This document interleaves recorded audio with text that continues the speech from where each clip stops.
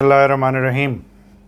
Calcium की ज़्यादती या calcium का ज़्यादा होना आज का टॉपिक है और इसके बारे में हम अलामतों का ज़िक्र करेंगे। आपको कैसे पता चलेगा कि कैल्शियम ज़्यादा है, फिर उसके बाद उसकी वजूहात का ज़िक्र होगा और इसके बाद कैसे टेस्ट करवाए जाएं और इसको ठीक कैसे किया जाए, यानी इसकी ट्रीटमेंट। चैनल को सब्सक्राइब कीजिए और बेल आइकॉन को क्लिक कर दीजिए ताकि सेहत के मुतालिक तमाम टिप्स आप तक पहुंचती रहें। वीडियो शुरू करते हैं। सबसे पहले अलामतें।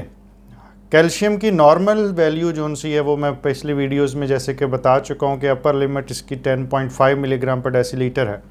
चंद मुल्कों में और कुछ इंस्टीट्यूशंस में जो सब कॉन्टिनेंट में भी हैं वो मिलीमोल सिस्टम है, तो वहाँ पे 2.6 या 2.7 लिया जाता। अगर इससे ऊपर कैल्शियम होगा तो वो ज़्यादा कैल्शियम, और हम उसे हाइपर कैल्सीमिया टेक्निकली कहते हैं। हाइपर कैल्सीमिया या कैल्शियम की ज़्यादती, इसकी अलामतें जो सी हैं वो डिवाइड हो जाती हैं कि अगर कैल्शियम तकरीबन 12 से नीचे है तो कुछ और, 12 से 14 के दरमियान कुछ और फिर 14 से ऊपर। 12 से नीचे अगर कैल्शियम आहिस्ता आहिस्ता काफ़ी हफ्तों महीनों के अंदर बढ़ा है तो कई दफ़ा अलामतें इतनी ज़्यादा नहीं होती, लेकिन अगर अचानक बढ़ा है किसी भी वजह से, और वजह आगे कुछ चीज़ों में डिस्कस करते हैं, तो उस सूरत के अंदर अलामतें जो सी हैं एक्यूट केस में या जल्दी कैल्शियम बढ़ने के केस में ज़रा वाज़े हो सकती हैं। और किस तरह होंगी? उल्टी आ सकती है, दिल ख़राब हो सकता है, कब्ज़ की शिकायत होना शुरू हो सकती है, कॉन्शियस के प्रॉब्लम हो सकते हैं, कंसंट्रेटिंग एबिलिटी के प्रॉब्लम हो सकते हैं। और जब कैल्शियम 12 से ऊपर जाता है और कई दफ़ा इससे जल्दी भी पेशाब ज़्यादा होना शुरू हो जाता है, जिसे हम पोलीयूरिया कहते हैं। फिर प्यास ज़्यादा लगना शुरू, जिसे हम पोलीडिप्सिया कहते हैं। इसके साथ साइकेट्रिक कुछ प्रॉब्लम्स शुरू हो जाते हैं।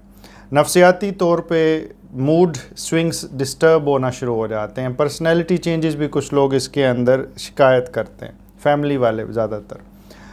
और डिप्रेशन का मसला भी शुरू हो सकता है। कॉन्स्टिपेशन शदीद नौइयत इख्तियार कर सकती है और मेमोरी कंसंट्रेशन के प्रॉब्लम शदीद हो सकते हैं। पेट में दर्द हो सकती है, गुर्दे के अंदर पथरियां बन सकती।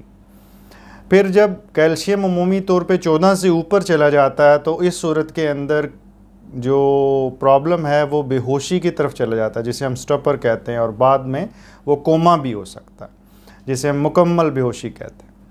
अगर कैल्शियम अरसे दराज से बढ़ा है और वो खून की नालियों में इस तरह ही रवा है कि जिसके में वो नॉर्मल वैल्यू से ऊपर है, तो वो जगह जगह जमना शुरू हो जाता है और ख़ून की नालियों में जमने के बाद उसको वो सॉलिड कर देता है। वो नरम होती हैं खून की नालियाँ, उन्हें वो सख्त कर देता है। इससे फालिज के मसाइल, दिल के अटैक हो सकते हैं।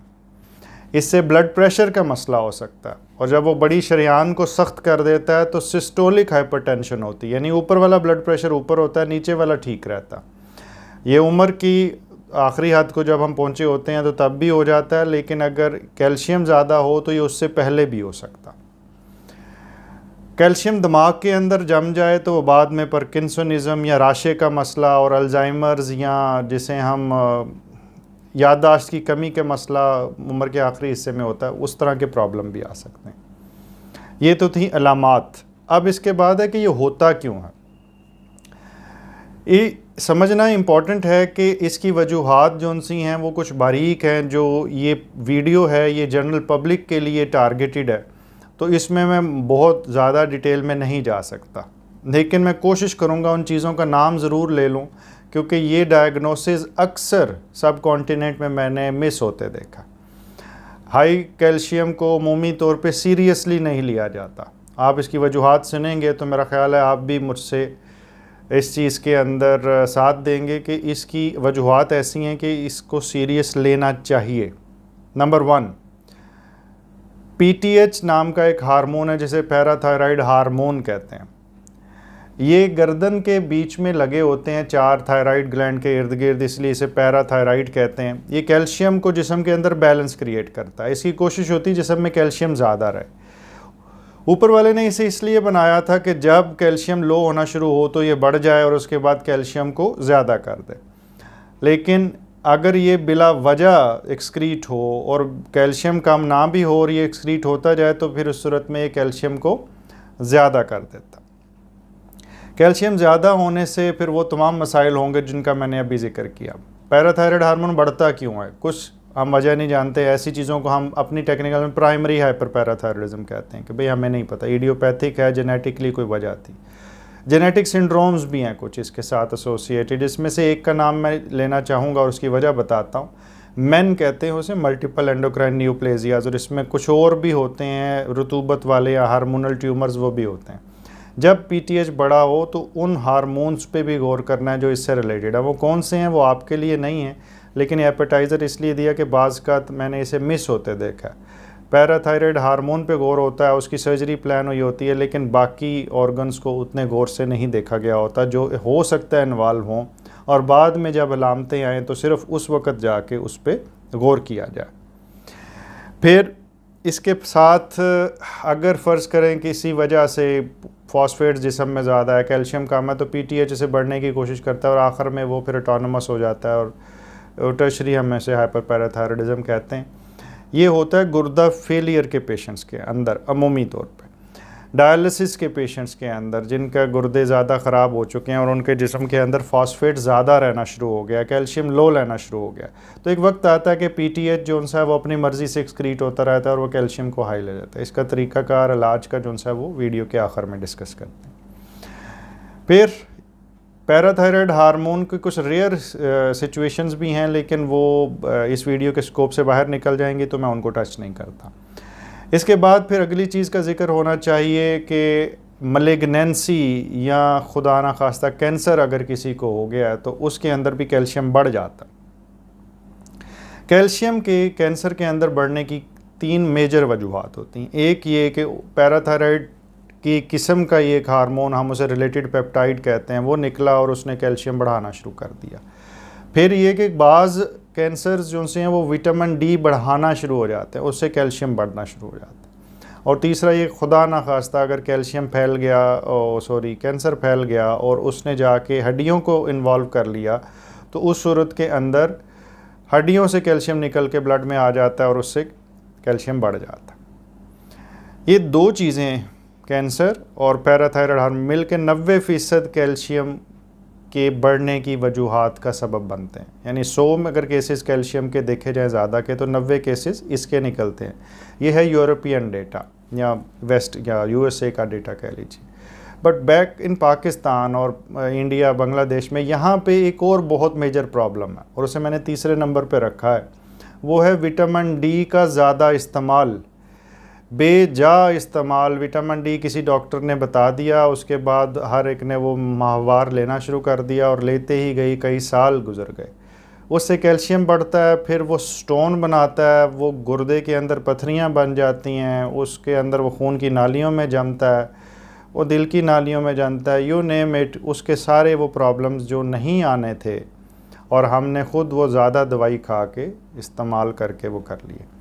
तो विटामिन डी बाज़ लोगों को वाकई सारी उम्र इस्तेमाल करना पड़ सकता है, उनके कुछ कंजेनिटल मसाइल होते हैं, विटामिन डी के मसाइल होते हैं, वो मैं मानता हूँ, लेकिन ये फ़ैसला आप ख़ुद नहीं कर सकते। ये फ़ैसला आपका फिजिशियन जो इस चीज़ को डील करने का आदी है वही कर सकता है, वरना अमूमी तौर पे इस तरह की प्रॉब्लम्स आते हैं और फिर किडनी स्टोन्स के साथ पेशेंट हमारे पास आते हैं।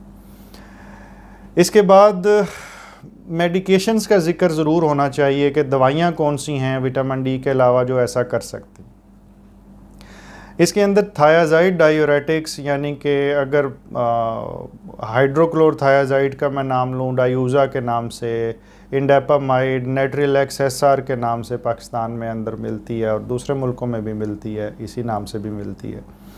फिर इसके बाद लिथियम का इस्तेमाल काफ़ी ज़्यादा होता है कुछ साइकेट्री या नफ्सियाती मसाइल में, उसमें कैल्शियम बढ़ जाता है। फिर विटामिन ए बहुत ज़्यादा अगर इस्तेमाल कर लिया जाए तो उसके अंदर ये प्रॉब्लम होना शुरू हो जाती है।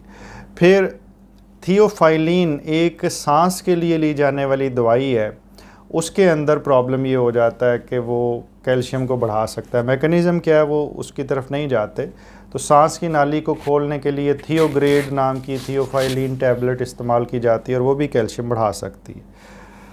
फिर पाकिस्तान इंडिया के अंदर इतना ज़्यादा नहीं हो जाती, लेकिन ट्राईपैराटाइड और इस तरह की कुछ ड्रग्स हैं जिसके अंदर पीटीएच बढ़ जाता है, कैल्शियम बढ़ जाता है, और वो भी कैल्शियम बढ़ने का बाइस बन सकती हैं। इनमें से किसी ड्रग को भी आपने अपनी मर्ज़ी से फ़ैसला करके नहीं रोकना।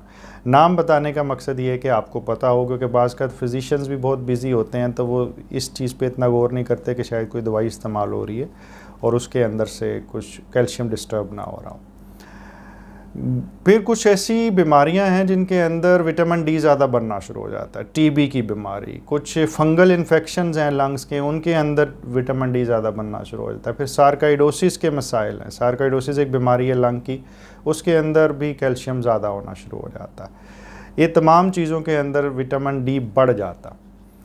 फिर उसके बाद कुछ ऐसी काजेज़ हैं जिनको आम तौर पे हम कंसिडर नहीं करते कि वो डायरेक्टली कैल्शियम से लिंक्ड हैं, लेकिन वो हार्मोनल मसाइल है और उनकी वजह से भी ये सारे कैल्शियम के प्रॉब्लम आ जाते हैं। मिसाल के तौर पे किसी का थायराइड बढ़ जाता है, हम उसे हाइपरथायराइडिज्म कहते हैं, उसमें कैल्शियम बढ़ सकता है। कुछ लोगों का ग्रोथ हार्मोन बढ़ जाता है, उसमें एक्रोमेगाली होती है, हाथ बड़े बड़े मोटे हो जाते हैं, चेहरा बड़ा हो जाता है, ये जा जो सा बड़ा सा हो जाता है, और ये चेहरे के जो से फीचर्स हैं वो थोड़े आप समझ लें कि गहरे से हो जाते हैं, स्किन थिक सी हो जाती, उसके अंदर भी कैल्शियम बढ़ सकता है। फिर ब्लड प्रेशर बहुत शदीद बढ़ जाता है, एक मसले में फियोक्रोमोसाइटोमा एड्रीनल ग्लैंड का उसमें होता है। एड्रीनल इनसफिशेंसी के अंदर हो जाता है, एड्रीनल ग्लैंड काम नहीं सही तरह कर रहे, उसके अंदर हो जा सकता है। फिर कुछ मेलिग्नेंसी का जिक्र मैं कर चुका हूँ, लेकिन एक चीज़ मिल्क एल्कली सिंड्रोम पहले ज़माने में होता था कि लोग दूध पीते थे मैदे की तकलीफ़ के लिए और उसके साथ इस्तेमाल करते थे, उसमें भी हो जाता है। एक दवाई जिसका मैं आखिर में ज़िक्र कर रहा हूँ और वो इंतहाई अहम है, और वो है कि कुछ ऐसी भी प्रॉब्लम्स आई देखी गई हैं जिसके अंदर आप विटामिन डी से शामिल होता है कुछ मल्टी विटामिन्स के अंदर, और वो इस्तेमाल हो रहा होता है और हम समझ रहे होते हैं कि शायद हम विटामिन डी इतना इस्तेमाल नहीं कर रहे और कैल्शियम क्यों बढ़ गया। तो बाज़ का आप जो मल्टी विटामिन सो कॉल्ड इस्तेमाल कर रहे होते हैं उसे भी रोकना पड़ता है अगर कैल्शियम ज़्यादा हो। इसके बाद बात आ जाती है कि इन्वेस्टिगेशन या डायग्नोसिस कैसे किया जाए।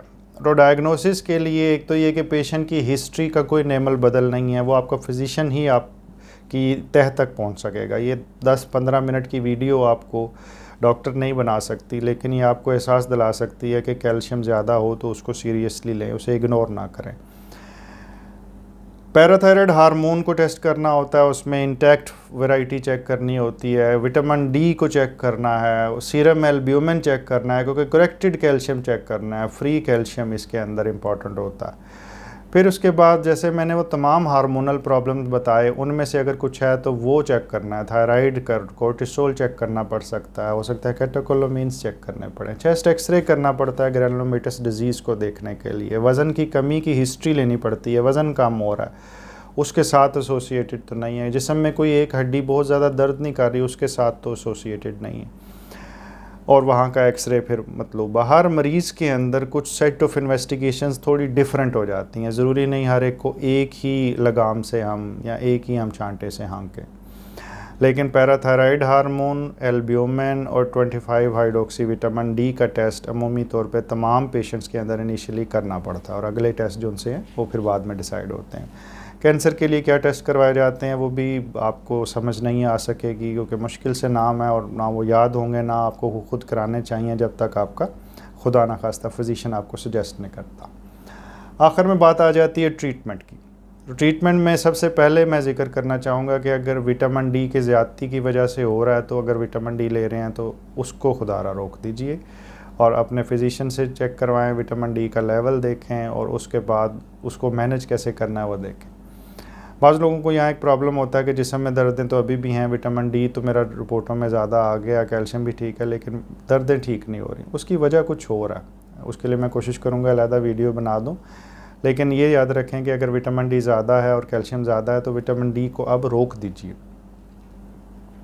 फिर इसके बाद जो पैराथायराइड हार्मोन है उसकी सर्जरी करनी पड़ती है अगर वो नहीं ठीक हो सकता। फॉस्फेट की ज़्यादती की वजह से हो रहा है जैसे गुर्दे के मसले में, तो उसको ठीक करना पड़ता है। सिनाकेल्सेट नाम की एक दवाई है वो देनी पड़ती है पैराथायराइड को कंट्रोल करने के लिए। ना ठीक हो तो फिर हमें सर्जरी से रिमूव करना पड़ता है।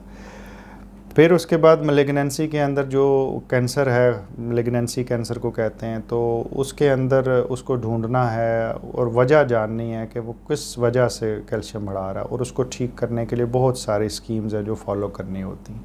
हार्मोनल एबनॉर्मेलिटी है तो थायराइड को ठीक करना है, कोर्टिसोल को देखना है, एड्रीनल्स को देखना है।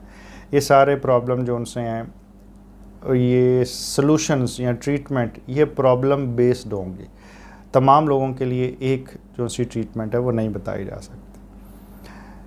मेरा ख्याल है कि मैं ये पैगाम इस वीडियो के ज़रिए आप तक पहुंचाना चाहता हूं कि कैल्शियम अगर कभी ज़िंदगी में ज़्यादा आए तो वो कोई अच्छी बात नहीं है। कि बाज़ लोगों को, मुझे अब काफ़ी सालों की प्रैक्टिस के बाद ये एहसास पैदा हुआ है कि कैल्शियम ज़्यादा देख के वो थोड़े से खुशी होते हैं कि शायद कैल्शियम ज़्यादा है तो अच्छी बात है, खुराक अच्छी है।